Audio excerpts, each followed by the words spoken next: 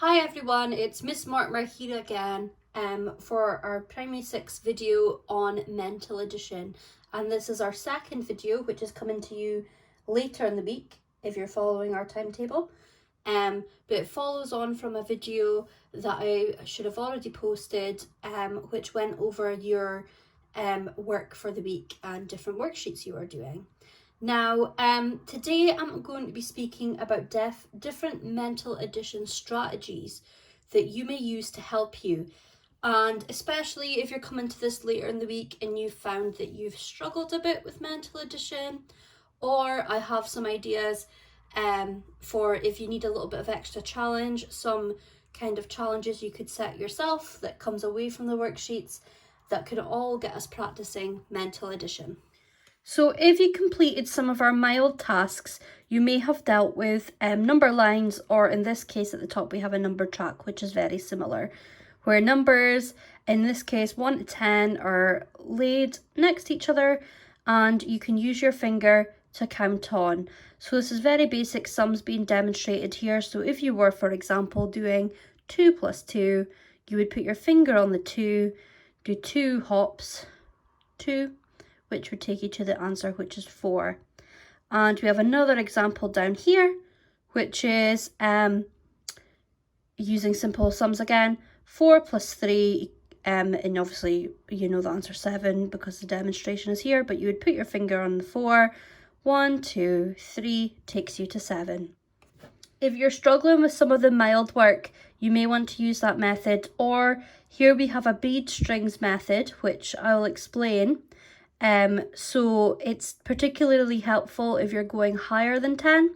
So your number that you're adding on will take you past 10. So in this case, we're speaking about beads on a string. You're doing 8 plus 4, so you take 8 beads, 1, 2, 3, 4, 5, 6, 7, 8. And then you put 4 more beads on, and then all together you have your answer, which by counting them, we have 12. Now, this is a method you could use without beads and strings. You can use, I don't know, even sweeties if you have enough, or counters, or anything you have in a large amount. Take 8 of them, add 4 more. How much do you have altogether?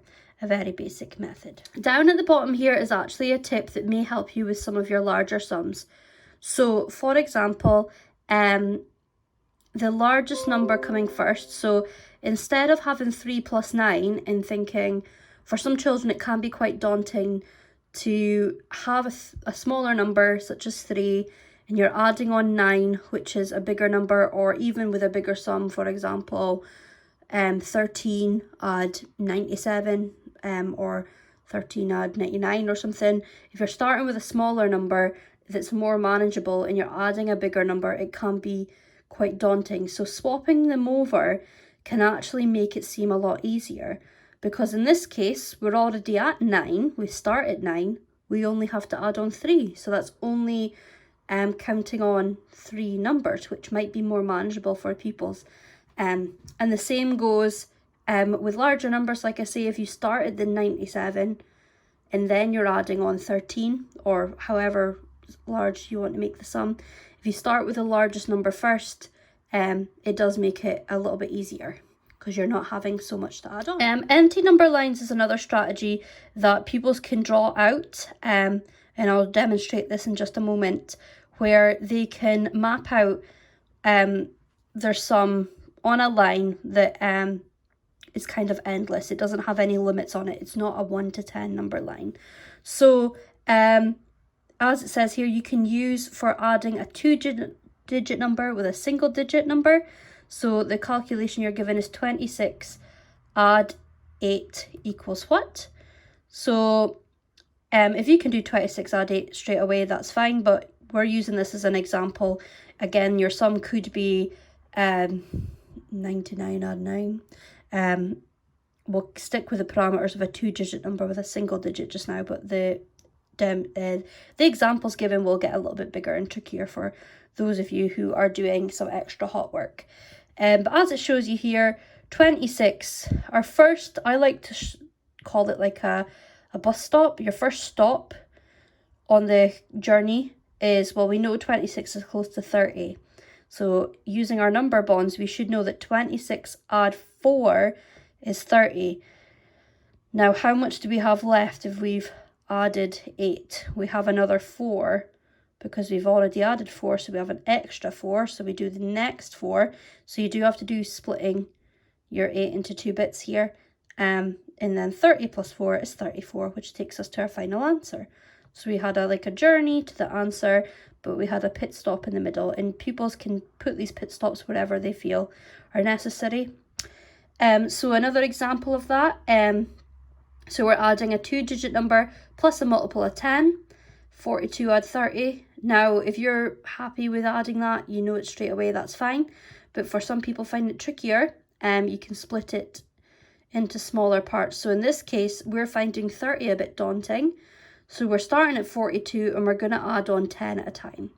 So 10 takes us to 52, then 62, then 72, and you've got it all mapped out, which is quite nice for pupils that maybe struggle to keep up with their calculation, and when they get to the answer they might feel a bit like, I have no idea where that come from. So it's quite good for people struggling to maybe then be able to look back and say, right, explain to me how we got the answer. So this is quite a good visual method for something like that. And again, the whole point of this is to be building up our mental skills, so eventually we wouldn't need to be drawing the kind of bunny hop lines here, and you would be able to do that in your head, right? 42 add 10 add 10 add 10. Okay, that's 72. So we're building up that ability to work out mentally.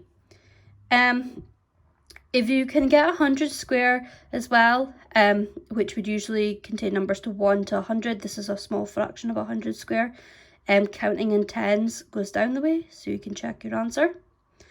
But yes, so another example of the empty number lines, as it is called. I was going to say invisible number lines, that's not correct. But the line that you can play with on your own. So we have a 2-digit number and a 2-digit number being added. So the example here is 29 add 24. Now we're happy adding tens, but we're not happy maybe adding 24. Some people might jump to, I'll add 20 then 4. There are different ways of doing it. So 29 add 10 is 39, and then add another 10, 49, and adding 4 takes us to 53. And again, I thought I would demonstrate the empty number line method with a larger sum, and you could go larger and larger again. But here we have 2 3-digit numbers, and I've deliberately put the big one first because for adding it doesn't matter, we can swap them. So we're going to start with 356, and we're adding on 213. Now that's quite a daunting number for me. I don't know what I'm doing, so I'm going to start by adding, I'm getting rid of the bigger chunk of it. I'm going to add on the 200 first. Now I could add on 100, which would take me to 456, and then another 100, which would be 556. So you can almost cross this out and say, right, I've dealt with that. I've only got 13 left to add. So I'm going to split 13 into another smaller bunny hop, which would be 10. So 556 add 10 is 566, and then I've only got the 3 left to add. So 566 add 3 is 569. And that's that. Another method we could use to break down larger numbers are partitioning. Now this is when you split the numbers you're adding into smaller manageable chunks, or smaller manageable numbers, however you want to think of it. So here we have 52 add 27. So we've split the 50 into 50 plus 2. We've split the 27 into 20 plus 7. Now here we can add 50 plus 20 is 70. 2 plus 7 is 9 equals 79. And again, if you do this in your head, okay, 50 plus 20 is 70, and then 2 plus 7 is 9, so 70 plus 9 makes 79. You can build up that skill for them to do mentally in their head. splitting it into smaller chunks. And we have another example down here, very similar, but they have split it straight away into 50 plus 20 being 70, 2 plus 7 being 9. So here we have 50 plus 2, 52, 20 plus 7, 27, 70 plus 9, 79.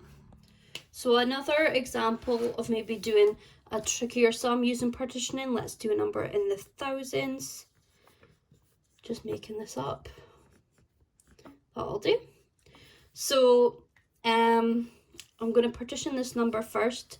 So it's 5,000 plus 100 plus 70 plus 8. So I've split 5,178 into the smaller pieces.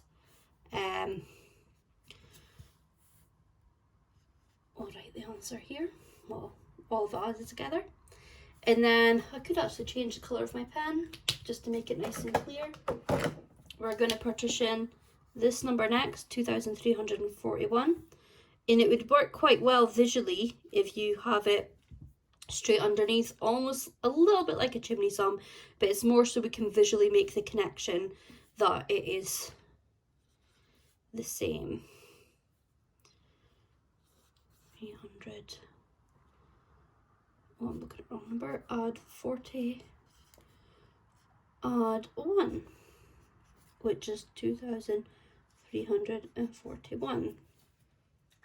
We'll change pen colour again. So we know 5,000 plus 2,000. We know 5 plus 2 will give us 7,000. We know we're adding 100 and 300, which is a smaller chunk again, so that's 400. 70 plus 40, now that is going to go bigger than our tens. That is going to be 110. Had to think about that a little bit there, but yeah. And 8 add 1 is 9. So then this is a more manageable sum maybe, rather than the one at the top. So we've got 7,000 plus 400. Again, in your head, you're thinking, well, that's 7,400 plus 110. So 7,510 plus 9. So we've got 7,519. Yes. And finally, I would just like to demonstrate an exercise that pupils can do to challenge themselves further, which is when they have to come up with all the different ways and calculations that you can reach an answer. So again, they start with a sum, an addition sum, and we can make it up. We'll stick with 2 digits for this demonstration, but of course, if we're finding 2 digits straightforward, up into 3 digits, 4 digits, and so on, pupils can add as big numbers as they want, and they should be encouraged to have a go if we're pushing ourselves, always trying to challenge ourselves. So we'll do 72 at 39, and we try and see if we can demonstrate as many methods as we can for coming to that, for solving that calculation. So this is actually something I would usually do in class, where we would write it on the whiteboard and different pupils contribute different ideas. So I've written out the first one here, which is we're going to do the 70 add 30, which is 100, the 2 plus the 9, which is 11, so 100 plus 11 is 111. And I've came up with another method. So we've started with the 72 this time, and we've added the 30, because we split the 39 into 30 and 9. So 72 add 30 is 102, and then 102 adding our 9 would take us to 111, so that's slightly different from the first one. And here I've just scribbled out another method I've came up with. So we've done 72, started with 72 again. We've added the 9 this time, because maybe pupils want to deal with the units number first. So 72 add 9 was 81. And then we're going to add 10 at a time this time, just to make sure we're right. So 81 add 10 was 91. Then add another 10, 101. And another 10 is 111. So that's another method you might use. And it's very interesting doing this in class and asking the pupils what method they would use, because quite often they are quite passionate about their different methods, and they maybe struggle to see other people's methods, so it's quite interesting to show us off. So it was maybe quite interesting for you guys viewing this to see that doing this calculation mentally in my head, although I've written out what's going on in my head, there's different ways of going about it, and maybe you can try and come up with some of these sequences on your own where you show how many methods you can use to come up with an answer to the question. And the more ways you can do it, the better. You will probably run out of ways eventually, but see if you can get more than 3 ways to answer the question. And you can also deal with larger numbers, of course, to challenge yourself further. Primary 6, I hope that was helpful for you. If you have any questions, please get in touch with your teachers, and I'll see you next week. Bye!